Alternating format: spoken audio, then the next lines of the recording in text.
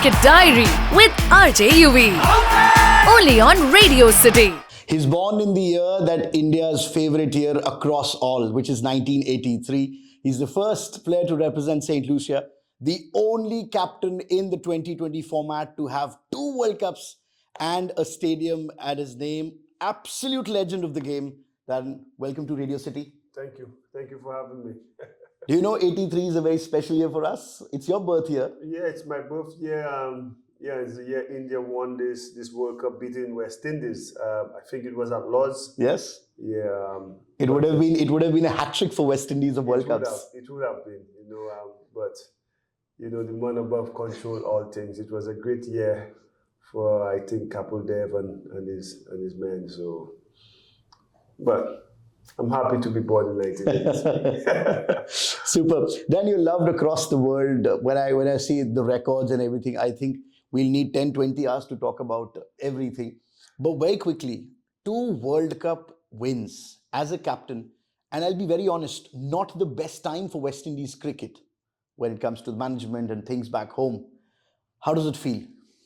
It's a great achievement. I always tell people we had a great team. If you look at the caliber of players that went through West Indies T20 setup and franchise cricket around the world between 2009 to 2016, we had some of the best players in that format, and we were able to capitalize on it in international tournaments. And the manner in which we won those 2 World Cups in 2012 and 2016, it was something special. It was very special to be part of that group and leading that group as well. 2012 and 2016, which one is most special? For me, 2012 will always be very special. Because obviously I had just taken up the captaincy. A lot of chatter was going around. Obviously, we spoke about the stage we were in West Indies cricket, trying to bring some stability, some leadership as well. And I think for me personally, I gained so much more respect from my players, from my team, from fans across the world, being able to do what we did and bringing silverware to the West Indies team in over a decade. So that was special. 2012 will always be special to me. But 2016, Marlon Samuels and Carlos Brathwaite, especially in that last over, was something I doubt you'll ever see in a final like that again. We did have a really good final this year, India, South Africa, but when you look at the magnitude of what was at stake, to hit 4 consecutive sixes, that's something that's not human. Yeah, that's not human. Do you think West Indies versus England, that final, is the best ever T20 played across all countries? It was Ben Stokes bowling. Look, it's talking about it, you could still see the goosebumps. But we've had a lot of great T20 now. I mean, that final was in Barbados, in Bridgetown, at the Kensington Oval, between India and South Africa, with South Africa needing 26 of 24, with 2 set batters. But Jasprit Bumrah. Everybody was like... It was Jasprit Bumrah. So that I could understand from an Indian standpoint watching, where they were dead and buried until Bumrah and co really brought back the game. But if you look at just in the grand scheme of things, I think, 2016 would have to be up there as one of the top games. Come on, Sammy. 4 sixes or 4 balls. It doesn't happen this evening. It has to be one of the top T20 games ever played. You were the captain. Yeah. You were on the sidelines. Get me through the emotions. Carlos Brathwaite, Ben Stokes' bowling. Did you ever think in the last over you will win?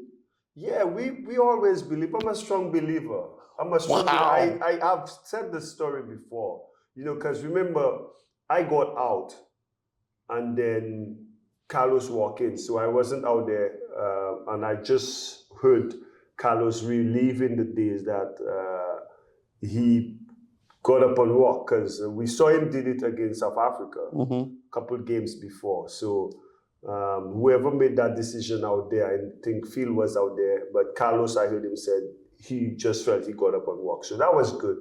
But when we were watching Chris Jordan bowl that 19th over, and Marlon Samuels was on strike for that last ball in that 19th over, we all wanted it to go for a boundary because it was still 19 required. So we were looking for a 6 or 4 that would make it where the probably 12, 13 from 12, from 6. And I remember Chris Gill saying, 19 is a lot. Yeah. But normally when we practice, we always say, when the coach says last round in the nets, we always give ourselves a scenario, 15 runs from 6 balls. So it was a case where if the first 2 balls went for 6, then it becomes easier. But we all know what happened after that. Wow. So, once the first ball went for 6, that was crazy. And then the second, and then the third and the fourth, it was like the greatest. How was the celebration that night? Crazy, man. I lost my voice. I remember having to do interviews in the morning after the game, I think 3rd of April. I had no voice. I could not speak, and then got home a day or 2 after, and they had this big parade in St. Lucia for Johnson Charles and myself. We had no voice. It was something special, man. What's more dearer and what's more closer to your heart? Being the superstar and the first player to play for West Indies from St. Lucia, or captaining West Indies, twice winning the World Cup? Obviously, captaining the West Indies is always special. And it was an added bonus to what I saw myself doing. You know, having a dream of becoming the first St. Lucian to play for West Indies, you know, I achieved that. And sometimes when you've achieved your dreams, I always tell people I'm living the bonus side of my life in terms of accomplishments, because I've done everything I thought I wanted to do as a kid growing up. So all captaining became bonus, and to actually captain and be successful at it, you know, it makes you feel proud of your achievements. All the islands in West Indies, they love their cricket, they enjoy their cricket, and we see those animated celebrations on the field as well. But how did it took so long for St. Lucia to produce an international player? I don't know.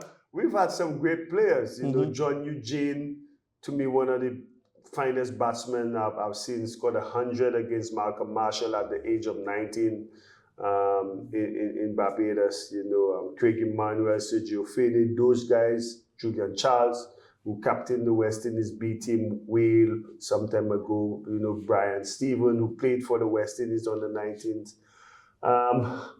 But I don't know why. Maybe it was just for me. 1983, man. That's the year. India, West Indies have a relationship. Yeah, so I don't know. Maybe it was just destiny for me, you know, that I was the one to do it. But, you know, it wasn't because... It was all because of hard work and sheer dedication, you know, and I dedicated a lot of time to my craft. You know, cricket was what I was in love with, you know, and to see, I never forgot that day I was at Lord's when I got the call, because I was an MCC young cricketer in England. We used to train at Lord's. And then Zoel Barkley, he was the chief operations officer then. And he called me. I never forgot that. And I saw the number appear, 1268 number. I said, well, that's it. That's Antigua. What was the conversation? It's like, young man, is that Darren Sammy? I said, yes, he's calling to tell me. Once I heard it said, he's calling to tell me or notify me that, you know, I've been selected. I didn't hear anything else. I started running across Lords. There was a test match. I think it was England versus New Zealand or South Africa during that time, where the MCC young cricketer staff have to help out with the covers. And I was supposed to be doing covers duty. I couldn't care less. I ran across the nursery at Lord's, jumped into the arms of the head coach of the MCC young cricketers, Clive Radley at the time. And it was special. By the time I called my parents and then the news broke out in St. Lucia, it was something special, man. Yeah. All right. We in India have a Virat Kohli stand in the stadium, a Sachin Tendulkar stand in the stadium. This guy right here has the whole stadium to his name. St. Lucia's brand new Darren Sammy Stadium. Yeah, What was the feeling? How is the feeling? Look, it's still something that I have to get grip of. Really? Yeah, because it's not often do you see people get the flowers whilst they're alive. For me, I actually played and scored the first 50 in that ground. Yeah. In your ground, technically. Once they renamed the ground, I scored the first 50 there and got man of the match as well. So even now when I drive past, my kids are obsessed about the game, especially my last one who never saw me play. So this tournament I'm playing now, he's so excited about it to see me go out and play. And he always, when I drive them, they always wonder, Daddy, they say that's the Darren Sammy cricket ground. And, it's like, wow. It just shows how, St. Lucia, they've appreciated the contribution I've made to the sport and the impact I've had on St. Lucia, the young folks. And for me, it's an honor. It's a privilege to get that at such an early age, whilst I was still playing, and it's something I'll always cherish. Darren, are you an emotional cricketer? I could be. I could be. I'm pretty sure I've been emotional so many times whilst I was playing. But have you ever cried? Yes, I have. I cry. I remember crying against. There was a game at home, West Indies versus Australia, actually, in St. Lucia, where I think we lost by about 16 runs. But Russell and I put on about 100 and something partnership. We were chasing, I think, 290 it was. After being 140 odd for 7. I got 84 in that match, and I was the last one to get out batting with Roach, and I saw it was so close in front of a packed house. At home? At home. The local boy doing his thing, and I felt shot. Yeah, and a few people in the stadium were crying, and I actually cried that day as well. The World Cup matches, nobody saw, but it's 2012, by the time I got to my room and everything sank in, but it's tears of joy, but my tears are very close, people don't see, but I'm quite an emotional guy behind closed doors. Did you cry when the stadium was named at your name? Yeah, I remember. Who broke the news to you?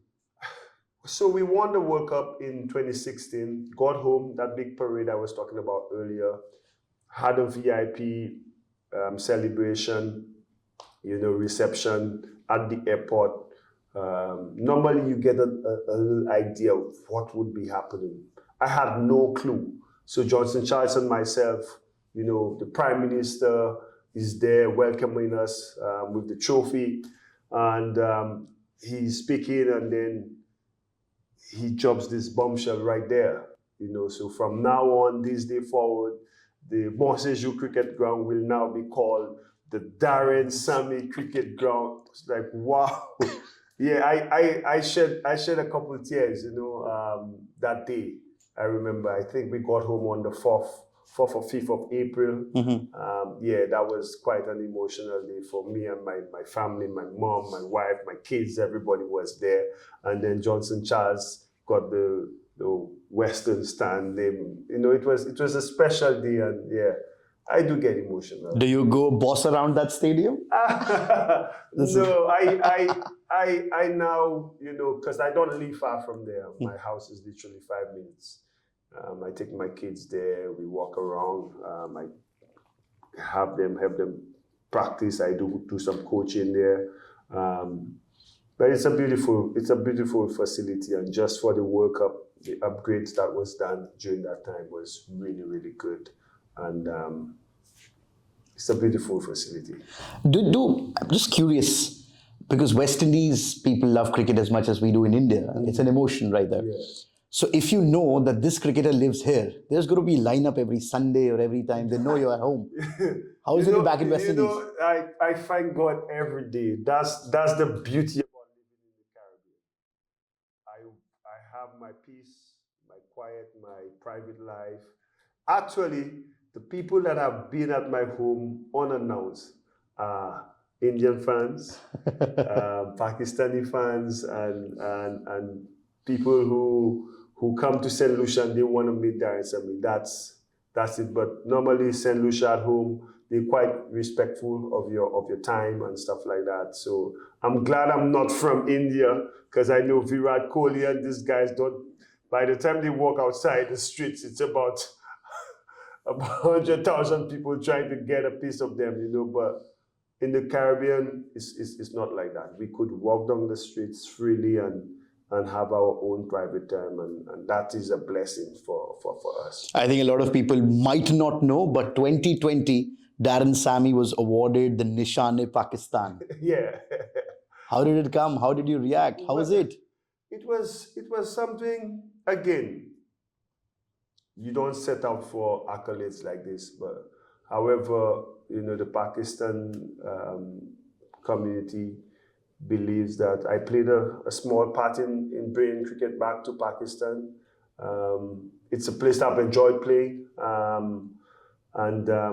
Just obviously what happened in 2009, you don't want any of that to happen to any sporting team.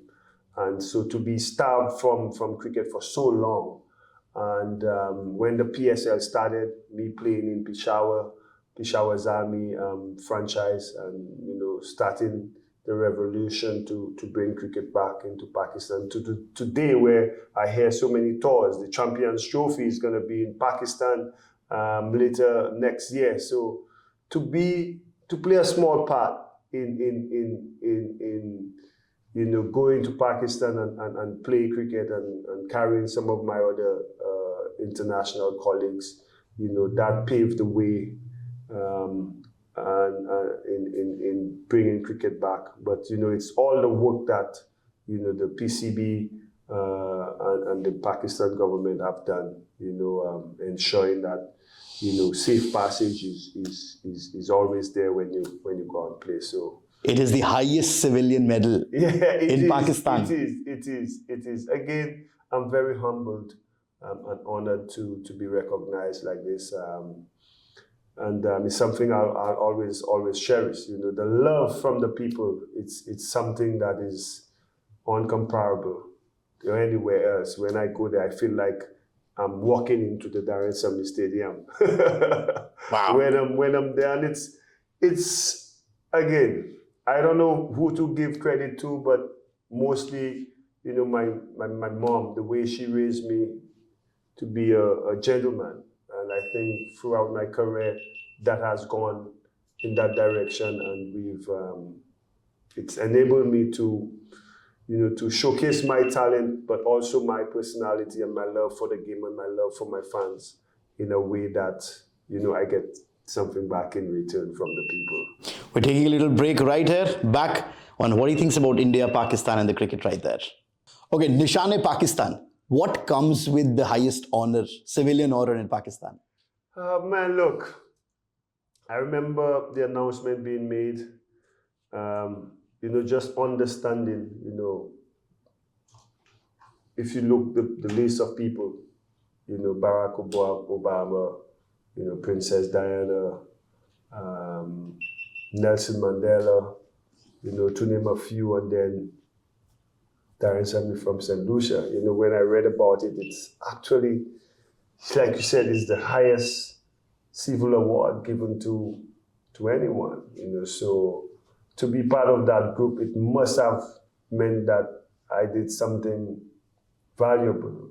And again, in my mind, the way I was raised it's another day for me, but I would always, like I said earlier, cherish and be proud and also remain humble in such accolades, because it's only the Most High is. But what do you get? Can you walk in Pakistan visa free, get a house, get a car? No. What is it? No, well, Look, it's I wouldn't want to do that. You know, I love to work.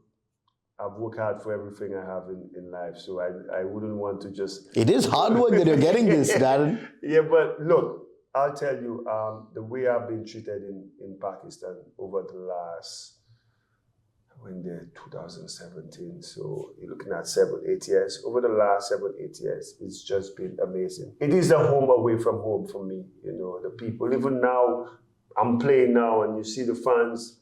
It's because of this relationship over the years that I've built. So I feel like I'm Pakistani when I'm over there. They treat me like with utmost respect and love, and I give back that same sort of love. So it's a good place for me to travel. Coming to India now. Yeah. You played fair bit in India. Yes, You played the franchise cricket as well. Sunrisers, my baby, man. My daughter was born when I was representing Sunrisers. You know? What year was that? This was 2013, 14? 2013, yeah.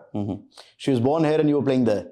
Well, actually, I was late for the start of the season because my wife was giving birth during that time. But she was an IPL baby. You know, I came out with the pacifier, you know, my celebration and all. But just playing all those 2 or 3 seasons for Sunrisers, which, you know, it was, I think, Deccan Chargers before. Yeah. And then, you know, we took there. And that was my first taste of the IPL. And obviously, I traveled to India before with the West Indies team, but, you know, cricket in India is like different. It's a religion. You know, every place brings its own flair, but something about cricket and India, it's different. I'm now going to put you in a very difficult spot. Don't do it. you know where I'm coming from. Don't ask me India, Pakistan. Don't ask me that. PSL or IPL?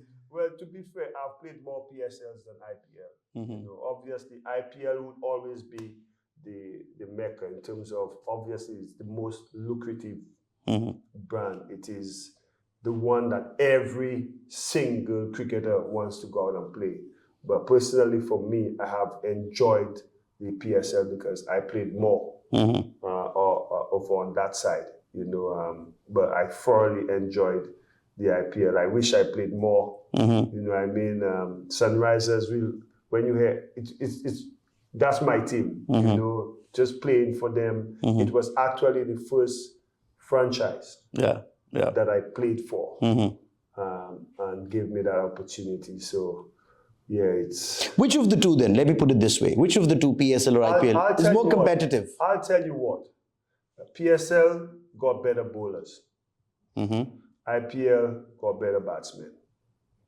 I'll give you. It's more difficult to score runs because of the quality of bowlers in the PSL. But in the IPL, you look at the tournament this year, 270. So the pitches are so much better over there. And maybe it's because over the years, Pakistan has been known for fast bowling. Yep.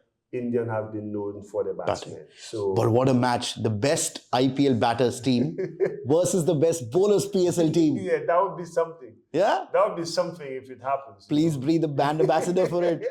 Darren can make this possible. That's when they had, you know, when you had the Champions League going, that was something that was really good. I heard talks about it coming where you have the top 2 teams from all the different leagues. Yeah. That was nice. Yeah. You know, the Champions. Who would have you played for then? PSL or your franchise in IPL? Well, I think at that time, you know, Sunrisers would have gotten the nod ahead.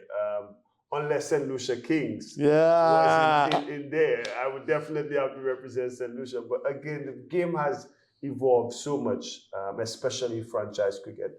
You know, guys could have an entire career and not play for their international teams. Just so many different leagues around. But back to what you were saying, IPL always the most sought after. And PSL is right there. I heard the Times might actually change because obviously they have the Champions Trophy in I think February.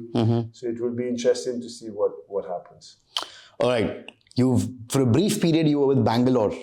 Yes. Why doesn't Bangalore ever win? It's the same color, the red color, the Windies color that you guys wear. You have Virat Kohli, you've had De Villiers and the Gales and Maxwell and everyone. Here's the thing. I have a big philosophy in T20 cricket. Batters win your games, bowlers win your tournament. So we can read between the lines. Batters win your games, but bowlers win your tournaments. Look at India just won. Yeah. Bumrah, man of the tournament. Look at how he and Arshdeep Singh in those last 3-4 overs when India was dead and gone. Yeah. On the other side, you had South Africa with Henry Klaasen on 50-odd. Miller. I'm telling you, batters will win you games, but bowlers will win you tournaments. So Bangalore, if you're listening, to the best man in T20s, get your bowling sorted, right? You've been very close to the Pakistan team, I'm sure. The Pakistan board in the international cricket is on the back seat, or the back foot. Do you think is the issue with the management, how they deal with? Do you think Babar Azam should be a captain? I'm asking to someone who has the highest civilian order from Pakistan, so you can have an answer. Look, I understand what Pakistan is going through because it's similar to what we go through throughout a time. I just read the news that I think Wahab and Razak have been sacked. Yeah. In order for you to have consistency in performance, there's a level of stability and consistency you need from all aspects. I think over the last 6 years or so, when I've been actively, in Pakistan via the PSL, we've had so many changes of leadership. Yeah. So there's not been stable management. And that affects, this person comes in, he brings in his own team. Yeah. So there's not been a level of consistency in the setup because you need to build. Yeah. To get to the top. So the back-end structure has to be solid. Yes, if the head is not right, then you can't lead. So we've gone through it as well. So with proper structure comes discipline, comes performance, consistency, and stuff like that. So there's a call for a level of structure and consistency that would allow good performances to come through. If you have to pick the captain for Pakistan, would you firstly pick the same captain in all the 3 formats? It depends on you just saw Gambia came in and he's already bringing in the changes. But captaincy, leadership, whether it be tactical, whether it be man management, but you need that type of leader. Babar to me has improved over the years, but sometimes it's not always the best player is the best captain. We know it.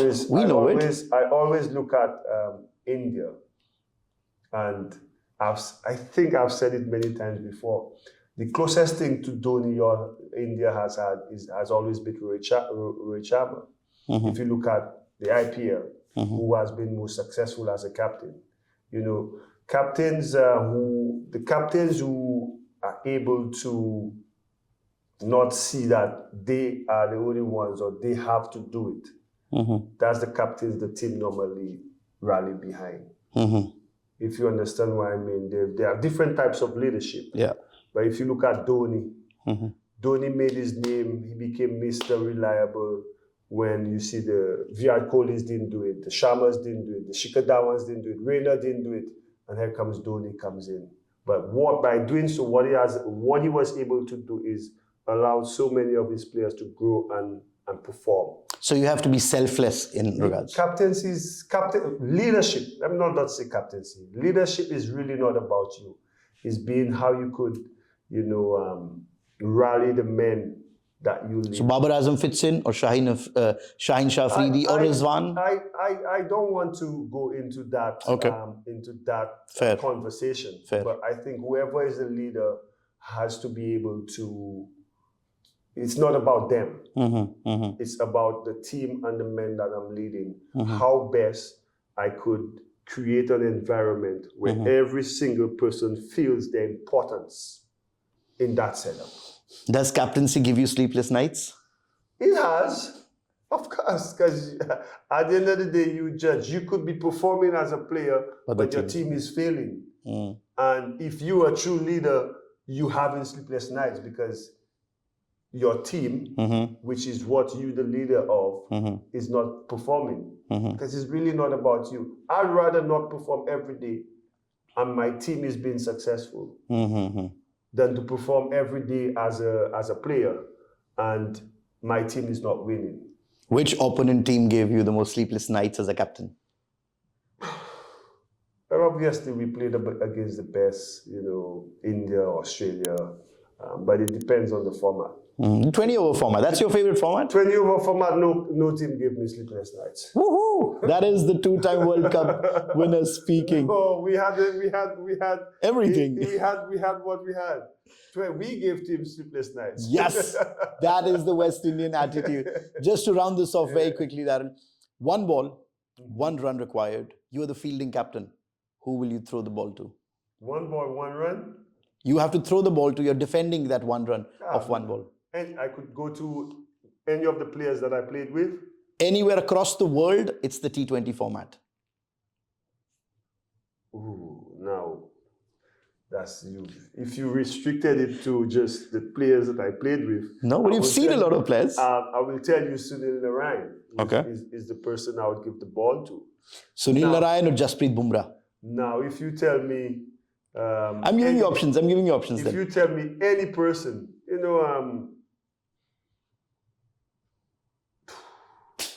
the way Jasprit Bumrah have been bowling, you can't count him out. You cannot. He's been quality. He's the reason why India is defending champions now, 2nd time. So. But if I am to go with the team that I led for 6-7 years, and I want a runner ball and trying to pull the game back, it would be Sunil Narayan. 1 ball, 6 runs to win. Who will you send to bat? Across the world. I had so many guys I could do. Myself, Rockman, Russell, Pollard, Carlos Brathwaite, remember the name. Chris Gale. Come on, we had so many guys I could... Someone apart from West Indies then. Someone apart from West Indies. 1 ball, 6 runs. MS Dhoni comes. Let me give you options of this. MS Dhoni comes. MS or AB de Villiers? MS has done it more often. MS or Glenn Maxwell? MS. MS or Chris Gale? Chris Gale. Okay. Chris Gale or Babar Azam? Chris Gale. Chris Gale or what next name do you have? Russell. I'll go with Russell. Whoa. Russell or Darren Sammy? Go for it. The superstar of St. Lucia. You know what? I am still a big fan of Russell. I'll give Russell it. Whoa! He's still playing. I'm retired now. Thank you so much, Aaron. It's a pleasure chatting to you. And I hope this color resonates with the West Indies success to go up with. I would love that. Cheers. Thank you. Thank you.